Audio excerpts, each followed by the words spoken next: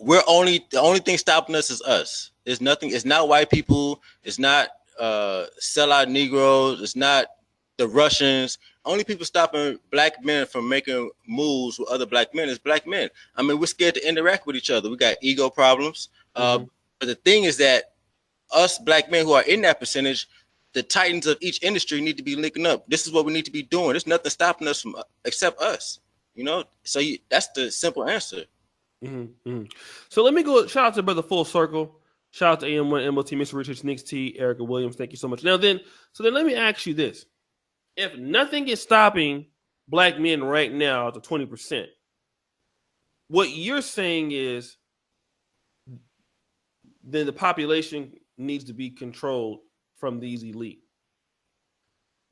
Then if they're not doing anything right now, what makes you think that they will do something under your conditions that will be different from the effort that these same 20% will be doing right now?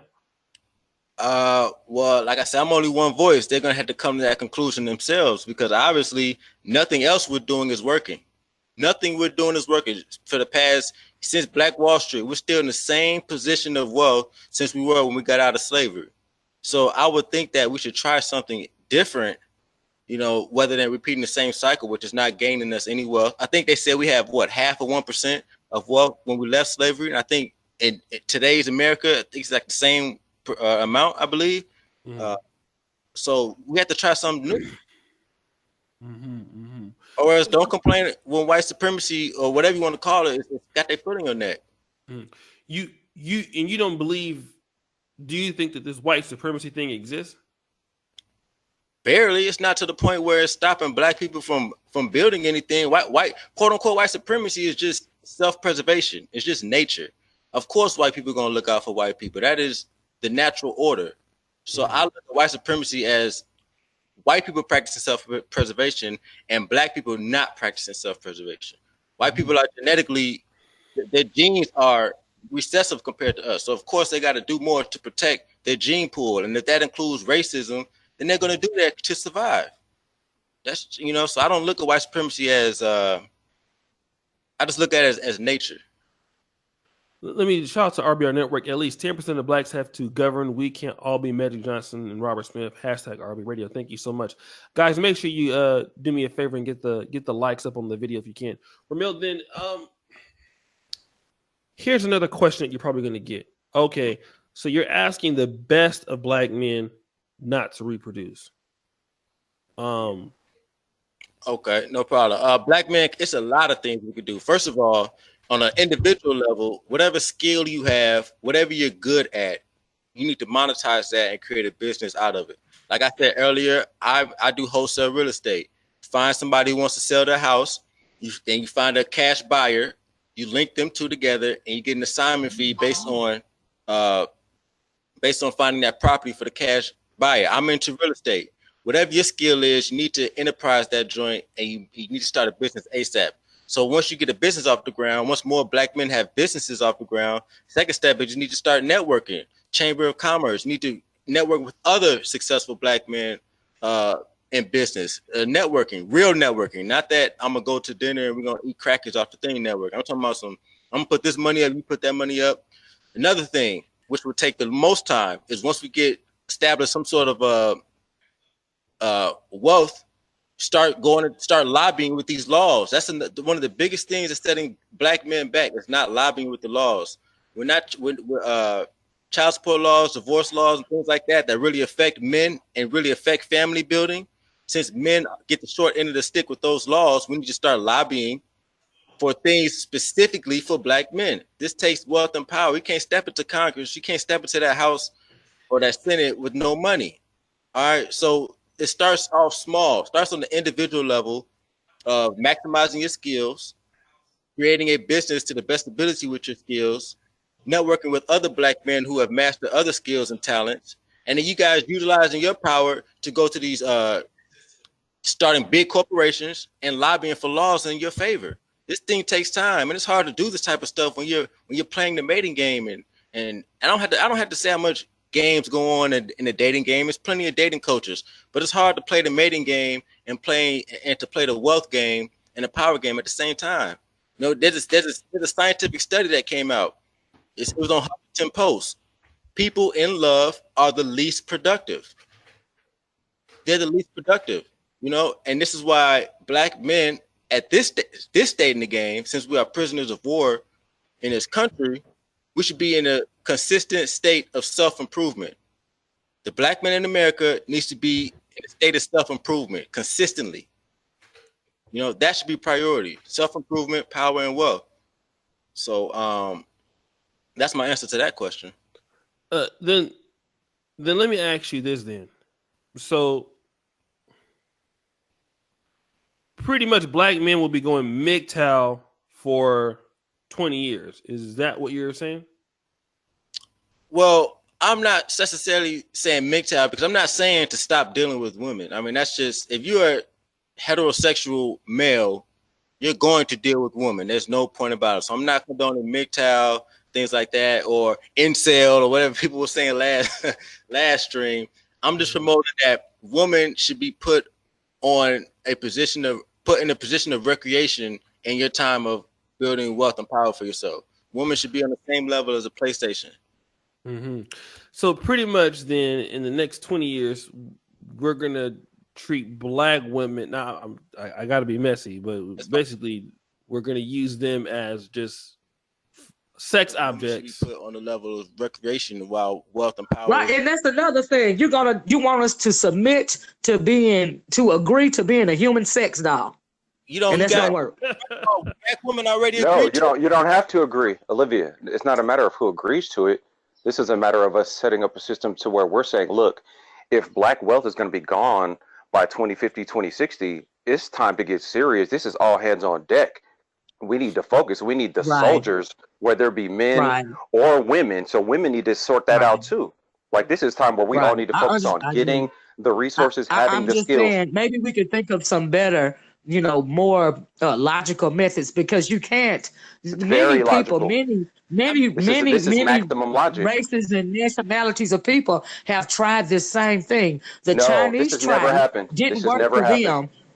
This has never happened. The Greeks tried it. The Germans tried it. Let her finish. I'll let you talk. The Germans tried it. The Germans tried to create a super race. Okay, the Chinese tried to do the population control thing. Now there are too many men and far few women to go around, so they're having to look outside of their race to find wives. It's been done before. It didn't work for them, and I'm just wanting to know how it's gonna work for us. You keep saying these things didn't work, but China is on the way to becoming a number one superpower. Germany was in power at one point. The Greeks were in power at one point. All the people who tried this at one point, they were world superpowers. Okay, and the only reason why they got taken down because the next world superpower got more hungry, just like China. Yeah, the Greeks tried it too. It didn't work for them. They were in power. Greece was a world power, so it did work for that time. Well, at one point in time, ancient Greece was a world power. They decided to sleep with other men, baby. It's what I'm trying to say. So, are you going to sleep with other men to get your sexual gratification off? Because many black men are doing that right now. Many black men are choosing to sleep amongst themselves. Every time a black man starts saying putting themselves first and not being married, they always looked at it as an incel or gay. Just because I'm not dealing with I'm not dealing with women on a relationship level does not mean I'm gay. I love dealing with black women. They call you gay, baby. Black women it's abusive. It's abusive. It's abusive. But I don't believe that black people should stop having kids. Okay, I don't believe that. All right, and I also disagree with the top 20% of black people to stop having kids. I got a different spin on it. I believe that you probably should stop having kids if your ass is broke, living in a shithole place, feeding your kids roaches and giving these kids miserable damn lives. Okay. Now, as far as the top 20%, those should be the people who should be procreating. I mean, you have people now who are having kids who can't even take care of themselves. Okay. They have no job. They have no money. They live in pillar to post. All right. They live in hand to mouth. And what do the kids have? The kids have nothing. Okay. Now, we often look at children like their currency. Newsflash, black folks, kids are not currency. They're not currency, man, because kids are only worth what their damn parents are worth. And if their parents ain't worth shit, guess what? The kids ain't worth shit either. Okay. So if you two broke ass people and y'all have a kid, y'all know what y'all just did? Y'all just created another broke ass person. Unless he fall out of that, unless he fall out of that hole with a fistful of $100 bills. So when we talk about black people having kids, I think the people who should stop having kids and focus on wealth is poor ass motherfuckers who don't have money to take care of the kids in the first place. I would venture to say that if your ass broke, ain't got a pot to piss in or a window to throw it out of, your ass probably shouldn't even be fucking. Instead of looking for somebody to screw, your ass probably should be looking for a job, looking for an opportunity, looking for a business, looking for a way to get right before you start thinking about bringing other people into your mess. I rest on that. Poor people are poor for a reason. They're not going to do that. I mean, they're not going to. Poor people are not going to say, "Hey, I want to build wealth today. Hey, I want to not have kids." They're poor for a reason. That's why it's responsibility for the top 20%. Don't put that burden on the bottom 80% because it won't happen. Okay. They just don't understand populations. They don't understand how numbers are way more important than how many 5 people that are rich. So if you could have, somebody was bringing up, if we could have 100 more millionaires or 100,000 more black brother ODJ. Just an old ass nigga, man. God damn. What's up, Prophet? Well, brother ODJ, I'll say again, man, we got to stop thinking, man, in black society, man, that children are some type of currency. Like if we have kids, that means we have something. That's not true. I mean, we always say that kids are the future, right? They're the future. They are their future. They're not yours. So to just have kids for the simple fact of having kids is absurd. It's absurd. I know. I have 4 children, all right? I raised 4 kids, ages 34 right on down to 20. And I know it's an expensive endeavor. When I had my first kid, I was broke. By the time I had my second one, though, I wasn't, all right? And that was by design. Because I didn't want my kids to grow up in some broke lifestyle where, we live in pillar to post and we on the cheese line and I don't have a car and, we ain't got a place to stay and all this kind of nonsense. But you have children living in those situations right now as we speak on this panel. Now, you trying to tell me that these people should have had these children to live with half-eaten, half learning, going to subpar schools, living in a subpar shithole apartment in a subpar shithole neighborhood. These people should have had these kids anyway, because guess what? We need to gin up the numbers in the population. That's ridiculous. I don't believe that we should be bringing children into our mess, man. If you got a messy life, you don't need kids. If everything you own could fit in the back of a Toyota Corolla, you don't need kids. All right? You just don't. Why bring another person in to share in your bad ass situation? I mean, if you got money to take care of these little tykes, man, hey, have all the kids you want. But don't be some broke ass person living with your mama and now have the kid and try to use the kid as a motivator for you to get right. Oh, now you're going back to school. Now you want a career. Now that your ass is 40 and 7 babies in. Why you wasn't thinking about that shit when you were 20? Why you weren't thinking about it when you were 25? Do your thing. Live your life. Get yourself right, but do it before you start bringing other people into it, because that's all you're doing when you're having kids, when your black ass is broke.